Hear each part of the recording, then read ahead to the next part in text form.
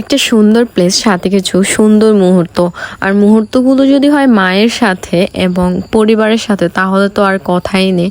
So আজকের ব্লগটা আমার, অনেকটা ব্লগগুলো ফুডি টাইপেরও হয় মাঝে মাঝে, আর অনেকদিন পর ব্লগ আপলোড দেয়, আসলে ওরকমভাবে আপলোড দেওয়া হয় না। সো আমার ভয়েসটা একটু ডাউন হয়ে আছে, আসলে অনেক ঠান্ডা সর্দি লাগছে। তো যাই হোক, আমরা প্রথমে আজকে বাসা থেকে চলে যাচ্ছি। তার আগে আমি দেখাই রিক্সাওয়ালার ইয়াতে লেখা পাদমা টেক্সটাইল, ওটা পড়তে পড়তে যাচ্ছিলাম আসলে। তো প্রথমে চিন্তা করি কোথায় বসবো, তার আগে দেখি এত রাত হয়ে গেছে। তখন প্রায় রাত 8:30 এরকম কি বাজে।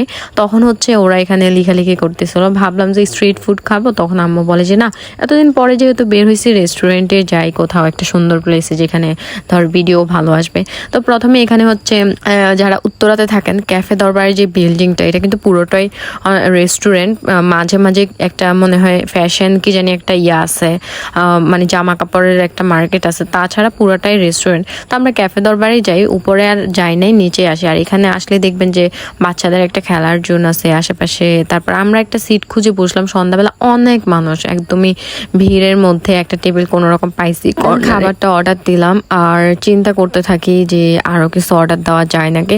তো অলরেডি যা অর্ডার দিয়েছি এটুকুই এনাফ, অনেক অর্ডার দেওয়া হয়েছে।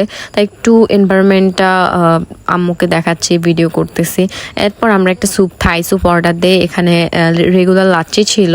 দেন থাই স্যুপটা হচ্ছে আমি এটা থেকে সি স্যুপটা আমার ভালো লাগে, বাট আম্মুর থাই স্যুপ পছন্দ। তো এখানে যেহেতু সি স্যুপ ছিল না, আমার আসলে ঠান্ডার কারণে কথাটা কেমন জানি বাইজে বাইজে আসতেছে জানি না, বাট এই যে সসটা নিলাম সাথে, এটা মেয়োনিজ সস যেটা ছিল, অনেক মজা ছিল। তো আপনারা অবশ্যই গেলে এটা ট্রাই করবেন, আমি প্রিপেয়ার করবো। এখানে গেলে অবশ্যই স্যুপটা ট্রাই করবেন। দেন এটা ছিল নাগা চিকেন বিরিয়ানি, আর এখানে একটা ডিম, সাথে একটু আচার, দেন হচ্ছে একটা চিকেন, আর সাথে সালাডটা খুবই মজা ছিল বলবো আমি। আর বিরিয়ানিটা অত ভালো ছিল না, বাট চিকেন আর সালাডটা মজা ছিল। অ্যান্ড স্যুপটা তো প্রিপেয়ার করবো। লোকেশনটা আবার বলি, উত্তরাতে খালপার না, ময়লার মোড়ের যে রোডটা, ওটা থেকে সামনে। রোডটা কি রোড বলে আমি আসলে মনে করতে পারতেছি না। যাই হোক, এটা হচ্ছে 12-13 মোড়ের আগে আর ময়লার মোড়ের পরে ক্যাফে দরবারের যে বিল্ডিং, মোটামুটি উত্তরাতে যারা আছে ওই সাইডে সবাই চিনে। তো এটা হচ্ছে 12-13 মোড়ের এখানে পড়ছে, 13 নম্বর সেক্টরে হয়তো। তো খাবারটা আমি টেস্ট করে বলতেছি আসলে কেমন হয়েছে।